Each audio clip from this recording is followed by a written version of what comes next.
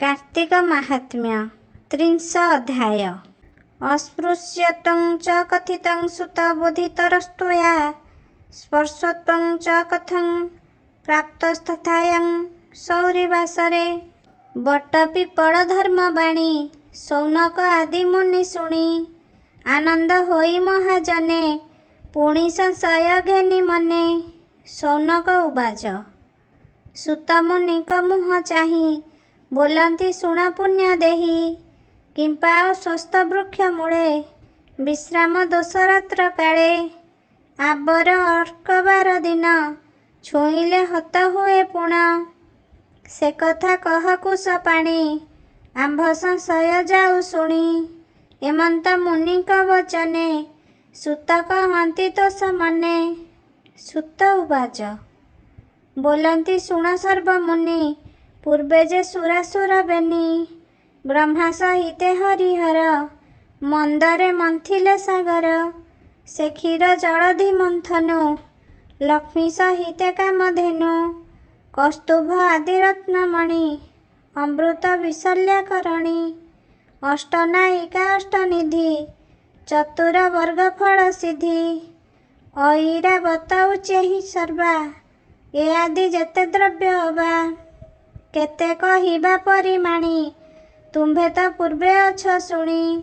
एमंत समुद्र मंथने जहा पाइले पूर्व दिने से सर्व त्रैलोक्य दुर्लभ देवंकु देले पद्मनाभ। आपे लक्ष्मी की लभी हरि निज भुवने विजे करी स्वभावे वैकुंठपुर सुकृत जने सुख घर। तहि बंचंती जेते प्राणी जुग निमिष प्राय मणि। गोविंद रूप दर्शने नित्य है सुख जात मने। एमंत मंदिरे मुरारी लक्ष्मी सहिते विजे करी प्रभुंक अनुराग मणि छामुरे क्षीर दुलणी। सम्मुखे जोड़ी बेनी कर बोलती वचन मधुर भो प्रभु प्रभु पुण्यमय जामनु ब्रह्मांड उदय। ब्रह्मांड नाथ विश्वेश्वर ब्रह्मांड जार खेल घर। ब्रह्मा स्वरूपी ब्रह्म ज्ञानी ब्रह्म विलग्न बहु मुनि। एणुए अशेष ब्रह्मांड बालुका प्राय होई रुंड। तुम्भ शरीर लम मूले उदय अस्त काले काले। एणुए अशेष महिमा के जानी पारे गुण सीमा। केवल भक्त जन हिते गुणवस्तार बहुमते।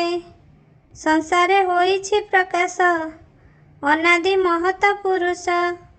अशेष जन अंतर्यामी पर अपर आत्मरामी।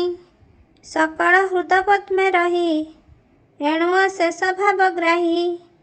भावर भाव दीन बंधु सुजन जन कृपा सिंधु। शरण जन सुख राशि मोहि तुम्भर निज दासी। तेणु ए श्रीचरण तले जनाऊ अछि भक्ति बळे। प्रसन्ने शुण अंतर्यामी मो ज्येष्ठा भग्नि अलक्षणी। विरूप देखि अंग शोभा केहि नहिले ताकु विभा। ताहाकु चाहि मोर पिता वरुण मने महाचिंता। स्वभावे जुबा कन्या गृहे जे रखी थाई अविवाहे। तार सुकृत जेते थाई दुहित जोगु नाश जाई। एमंत किछि शास्त्र धर्मे जोगे ज्येष्ठ दुहिता कर्मे। यद्यपि न मिलिब वर तो रूप देखियो सुंदर। एथकु शोचना न करी ता रूप अनुरूपे बरी। ज्येष्ठा झियकु विभा देब पुणी कनिष्ठा जेबे थिब। ताहाकु पछे विभा करी तेबे से धर्म रखी पारी। एक कथा जानती सर्वे से कथा विपरीत हेबे। जलधि राजा तब प्रीते आगे प्रदान कला मते। ज्येष्ठ को मारी गृहे देखी अनवरत मने दुखी। से दुख ताप मोर हृदे तेणु जनाई तुम्भ पादे। तुम्भे जे जगत करता जान सकल ज्ञान चिंता। हे प्रभु भक्त घेन मोर से अलक्ष्मी की विभा कर। ଏମନ୍ତ ଲକ୍ଷ୍ମୀ ମୁଖୁ ଶୁଣି ଅଶେଷ ଜନ ଚିନ୍ତାମଣି। ସେ ଯେଣୁ ସର୍ବଭୂତେ ବାସ ପରମ ଦୟାଳୁ ପୁରୁଷ। ପ୍ରିୟା ବଚନେ ସ୍ନେହ ବହି ତକ୍ଷଣେ ଗରୁଡ଼ ଆରୋହୀ। ଯେ ଋଷି ଉଦ୍ଦାଳକ ନାମେ ମିଳିଲେ ତାହାଙ୍କ ଆଶ୍ରମେ। ବିଷ୍ଣୁଙ୍କୁ ଦେଖି ତପଚାରି ଆନନ୍ଦେ ପୂଜା ବିଧି କରି। ସେ ପୂଜା ଷୋଡ଼ଶ ପ୍ରକାରେ ପୂଜିଲେ ଗୋବିନ୍ଦ ପୟରେ। ସନ୍ତୋଷେ ଘେନି ପୂଜା ବିଧି କହନ୍ତି କରୁଣା ଜଳଧି। ହେ ମୁନି ଶ୍ରେଷ୍ଠ ତୁମ୍ଭେ ଶୁଣ ତୁମ୍ଭ ସଙ୍ଗତେ ବନ୍ଧୁଗଣ। ଆମ୍ଭର କରିବାକୁ ଇଚ୍ଛା ହେ ମୁନି ତୁମ୍ଭର କି ବାଞ୍ଛା। ଆମ୍ଭ କମଳା ଭଗ୍ନି ଜ୍ୟେଷ୍ଠ ବିଚାରେ ସବୁ ତହୁଁ ଶ୍ରେଷ୍ଠ।